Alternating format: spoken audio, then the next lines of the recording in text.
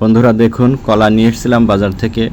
কলার কি অবস্থা! প্রত্যেকটা কলা একই ধরনের, মানে কলাটা শক্ত এবং ছোলার পরে দেখুন মনে হয় এই ছাত্র জনতার আন্দোলনে ভূমিকা রাখার কারণে গুলি লেগেছে ভিতরে। একেবারে ওই একটা থাকে না, ছররা গুলি ধরনের, যে অসংখ্য বুলেটের আঘাত। প্রত্যেকটা কলা সেম সাইজ।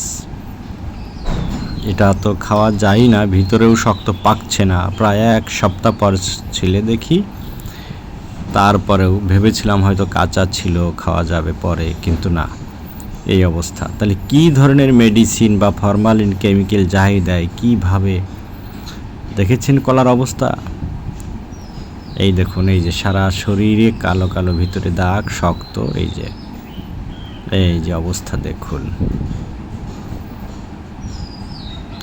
পাবলিক কি কিনে খাবে? এমন কি শাক সবজি ফলমূল কি আছে বাজারে যাতে কেমিক্যাল ফরমালিন নেই? কি বিপত্তির মধ্যে রয়েছি আমরা বাংলাদেশিরা, কল্পনা করা যায়? দেখুন কি করেছে কলাটাকে, কি সর্বনাশ! এগুলি শিশুরা খায়, এগুলি আমাদের দেশের নাগরিকরা খেয়ে নানান মারাত্মক রকমের ক্ষতি, অসুখ বিসুখে ভুগছেন।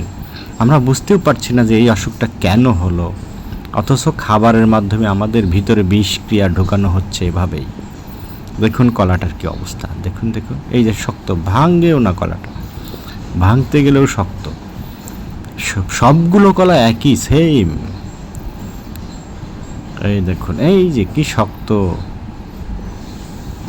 কত শক্ত দেখেছেন? এই যে কলার অবস্থা,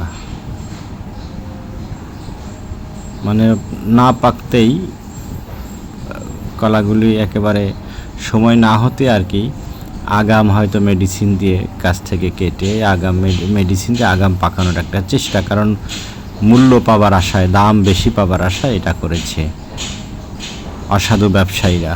ধন্যবাদ সবাইকে।